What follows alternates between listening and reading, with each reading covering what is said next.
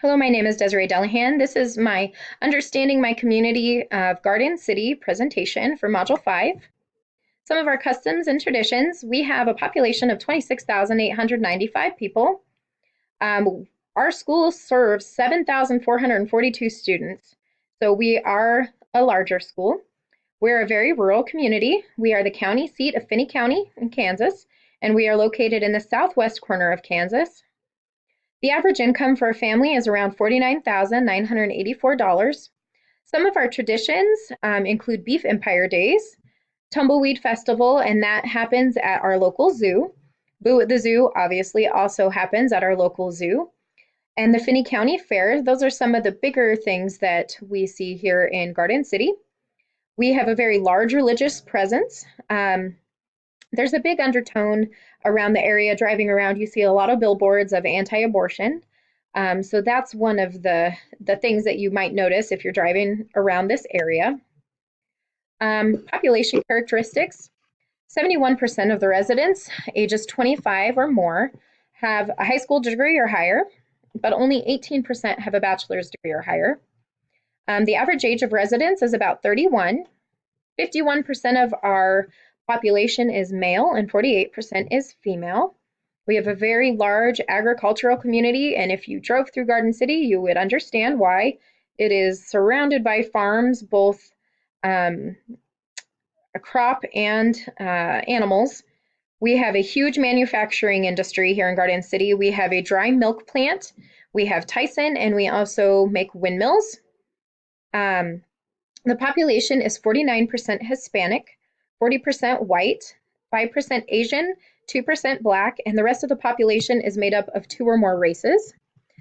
About 22% of our population are foreign born, which is really neat, and I'll talk more about the diversity here in a little bit. In USD 457, 70% of our students are Hispanic and 42% are ELL. And we can see that in some of our assessments that they do struggle with reading a little bit, and that might be why.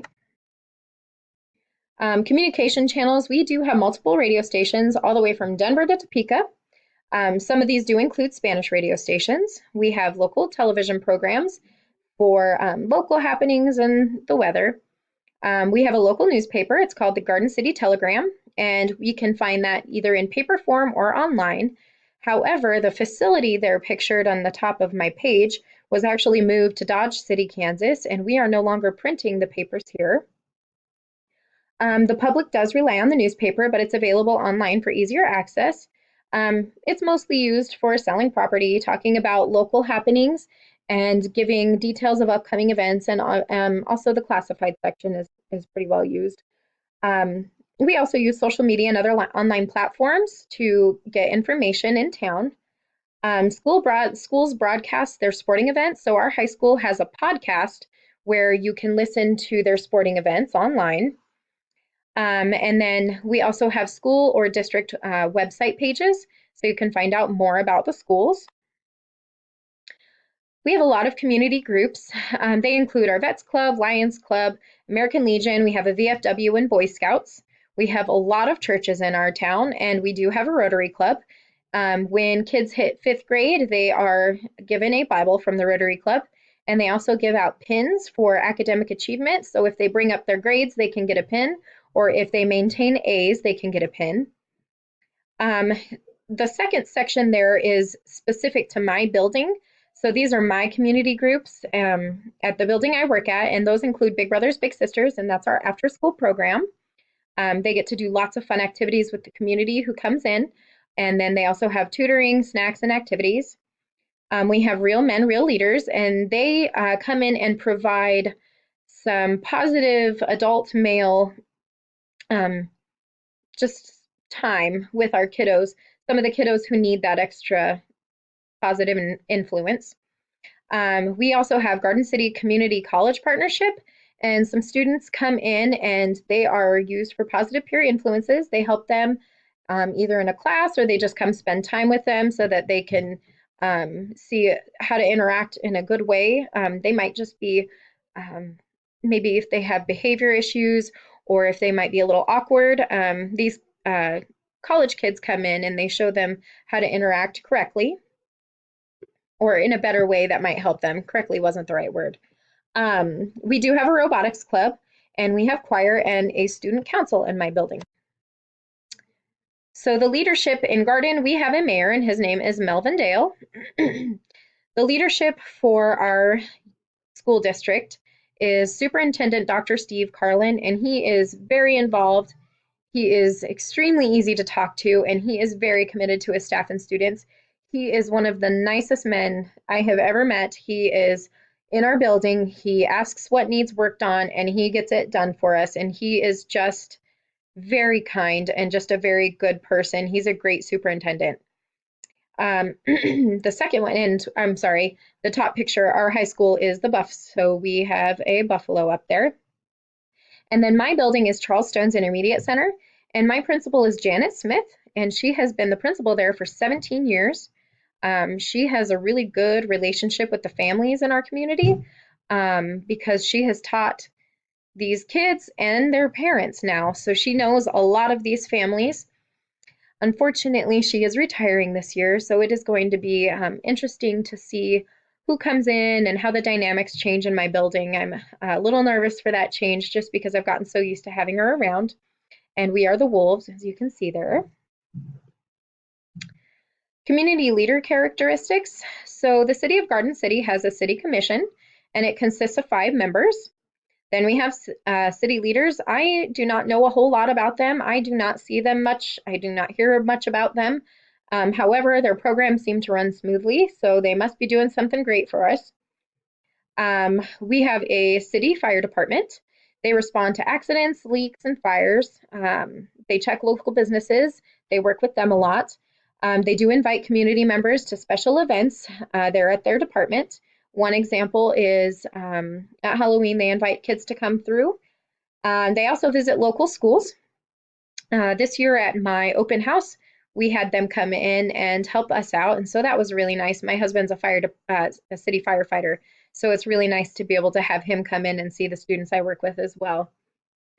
And lastly, we have the Garden City Police Department. These are the ones I chose just because I know most about them. And they are a large force. They've brought down crime a lot since the early 2000s. And we have an SRO at each school building. So we do get to see them a lot too. Economic conditions. Agriculture is definitely one of the biggest industries in Garden City. We have Tyson Food Plant, which is the biggest employer in Garden City. And then USD 457 is the second largest employer here in Garden City. 73.9% of the population over age 16 are currently in the labor force. 71% of them are employed and only 2.4% are unemployed. So you can see there we do have a low unemployment rate. The cost of living here is relatively low. We pay about $1,159 as the median monthly for homeowners, and renters pay about $665 as the median, and that's for a smaller size family of 2. Property taxes run about $1,970 yearly. Our political structure, Garden City has a city commission. We have 5 elected commissioners at large. The city mayor, he attends those commissioners' meetings and helps them to make up the policies and discuss the policies that they are talking about. And then the city manager makes sure that the policies are being followed. One of the things that we had happen here that was really neat was our new high school. It was built in 2013. There was a bond passed, and it was a $95 million facility that we got because of that bond being passed. And it is a really, really nice school. It is really fun to go visit. It is huge, and it houses all of our students 9 to 12. The old school is now being used as a middle school, so that freed up some extra space for all of our middle school kiddos. And then the majority of our citizens here are Republican, and that's just according to the voting data that we had there online. Social tensions. We are a very diverse community, like I've been talking about. Our high school alone has 31 different countries of students, and they speak over 24 different languages. So we've got students from all over the world. We do have some gangs in Garden City. I got a hold of one of our police officer friends, and he said the ones that we see the most activity from are the Aztecas and the YSNs. However, we do have a little bit of presence for the Sureños here, and those gangs are Hispanic and African American. However, we do have a gang task force in place. Um, we have a lot of Hispanic students who tend to stay together in groups. We do have some Somali villages, and those families tend to stay in one area too, and they don't really speak to other ethnicities very often or races. Unfortunately, there was a bombing plot in 2016. Three Caucasian men had planned to bomb a Somalian housing complex. So, unfortunately, that was headline news for a while there. Extra information, so student records, those can be accessed by school secretaries for families. Parent surveys are set up at our conferences, and we do those twice a year. If anybody wants to get staff contact information, they can email them or they can call the school for their phone number. We do have social media. These are just specific to my school. Not every school will have them, but my building has both a Facebook and Twitter account. We all have our own web pages at our schools. And then there's also a district web page, and on that web page, you can find the policies and handbooks and minutes for meetings. Power structures. So individuals seem to have a lot of power by association here. So husbands and wives seem to hold on to the power of their spouse if they are in a higher position than them, and sometimes the families as well. Community members who are more influential seem to be bigger donations of both time, but mostly of money. They may own many local businesses. We have one man who owns multiple hotels and restaurants, houses that he rents out and duplexes. And so he is one of our bigger donators. So it's nice to know him. Many families have also been in this area for a long time, so they're in more of a powerful position. We have a lot of diverse families here, and it is really fun to see. Our schools do show a lot of acceptance for them, and we do want to learn more about their cultures. At a recent in-service, we actually had a Somalian woman come in, and we could come and listen to her for an hour, discuss some of the information about Somalian peoples and how we can be more accepting and understanding of them. And she just kind of told us about their cultures and norms. My building actually houses a newcomer program. So students can talk about their cultures, they can bring in food, they can share stories. And so that's really fun for us. Some of the individuals in our community that are more affluent, they provide prizes or monetary donations to our school. We have an ESC, and those people are in a powerful position in our building. That's where our superintendent and our assistant superintendent, all of those people are housed there. Schools do receive support from powerful individuals in the community, like I was speaking about the man before. They do work hard to build relationships with those individuals. My husband actually works for this individual. And then we also have power structures in our building. So we have our principals and vice principals, veteran teachers, as well as coaches and PLC leaders. For measuring public opinion, we do have school board meetings. We have surveys that are online. We have conferences twice a year with surveys. Parents are welcome to come to PTO meetings. And then there's also meetings that you can just schedule to meet with a principal or a superintendent or the school board. Teachers are welcome to give classroom surveys. There is a survey for staff who are leaving the school district, just to kind of see why and what might have caused that. There's also an online survey available to parents and guardians on our website. I would like to see more beginning and the end of the year surveys for our kiddos and parents, and visitors to our building surveys to see what they think. And also, I think it would be helpful to have a yearly staff survey. And that is my presentation. Thank you very much.